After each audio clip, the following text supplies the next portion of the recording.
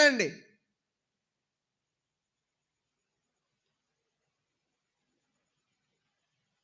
తల్లిదండ్రులు ఆలన పాలన చూసుకునే ఆ వయసులోనే బానిసగా అమ్మివేయబడ్డాడు.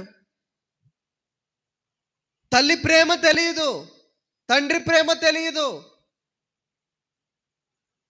ఎవరినైతే బాగుగా నమ్మాడో, ఎవరి మీదైతే బాగుగా నా అన్నయ్యలు అనేసి ప్రేమగా వెళ్ళాడో ఆ అన్నయ్యలే త్రోసివేసి అమ్మేశారట.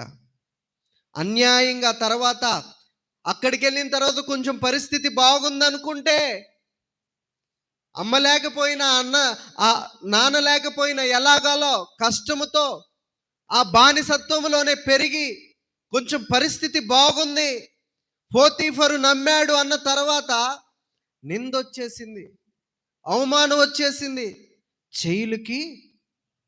జైలుకి కానీ నిందల మీదబడి జైలుకు వెళ్ళబడ్డాడండి. తప్పు చేయకుండానే జైలుకు వెళ్ళిపోయాడు.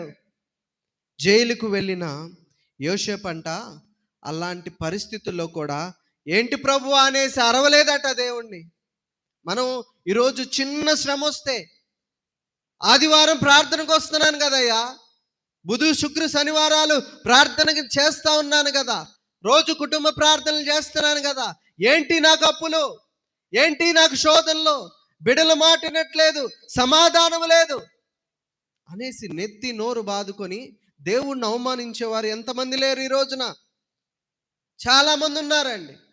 ఉద్యోగం రాలేదని 2 వారాలు వచ్చి దేవుని సన్నిధానమునకి దేవుని మీద అలిగిపోయే వాళ్ళు చాలా మంది ఉన్నారు. కుటుంబాలలో సమాధానము ప్రేమ లేదని దేవుని మీద నిందలేసి అలిగిపోయే వాళ్ళు ఎంతో మంది ఉన్నారు. మరి యోసేపు చిన్నప్పటి నుంచి శ్రమలు పడతానే ఉన్నాడు. తల్లి ప్రేమ తెలియదు, తండ్రి ప్రేమ తెలియదు. నా అనుకున్న వారే త్రోసివేశారు. ఒక్కడే మిగిలిపోయాడు యోసేపు. ఒక్కడే మిగిలిపోయి దేవునిని ఏమాత్రము అవమానపరిచే విధంగా మాట్లాడలేదు. ఏంటి ప్రభువా నాకు ఈ పరిస్థితి అనలేదు. ఏది ఏమైనా నా దేవుడు, నా తండ్రి దేవుడు నాకు న్యాయం జరిగిస్తాడు. ఎప్పటికైనా ఆశీర్వాదం ఉంటుంది, ఎప్పుడైనా నన్ను గొప్పగా ఆశీర్వదిస్తాడు అనే నిరీక్షణతోనే తన యొక్క జీవితంలో తను ముందుకెళ్ళాడండి. ప్రియ దైవ జనాంగమా, మనల్ని మనం పరిశీలన చేసుకుందాం. ఏముందిలే, దేవుడు ఎప్పుడు చెప్పించే మాటలే కదా, వీళ్ళంతే చెప్తారులే అనేసి వదిలేసుకుంటే చిన్న చిన్న సమస్యలకి శ్రమలకి తొట్టిల్లిపోతే యోసేపు వంటి ఫలించడి కొమ్మగా నీవు ఎలా ఆశీర్వదింపబడతావు? ఈ రీతిగా అవమానాలలో, నిందలలో, శ్రమలలో, ఇబ్బందులలో, ఇక్కటములలో, జైలు సమస్యలలో నలగగొట్టబడి దేవుణ్ణి ఒక్క మాట అనలేదంట. అందుకని మహా గొప్ప ఆశీర్వాదం. ఎవ్వరికి ఫలించడి కొమ్మ ఎప్పుడైనా చిగిరి ఎండిపోతుందా? ఎండిపోదు. ఆ రీతి అయిన ఆశీర్వాదపు వచనముతో ప్రభు దీవించాడు. దేవునికి స్తోత్రం తెలియపడదాం. హల్లెలూయా.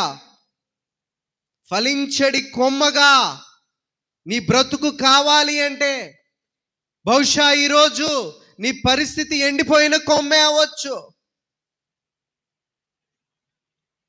ఎండిపోయిన మోడు వంటి జీవితమే అవ్వచ్చు, చిగురింపే లేకపోవచ్చు. యోసేపు తన జీవితంలో కొన్ని సంవత్సరాలు ఆ ఎండిపోయిన మోడు వలె, ఎండిపోయిన కొమ్మ వలె ఉన్నాడు. దేవుణ్ణి మాత్రము విడిచిపెట్టలేదు.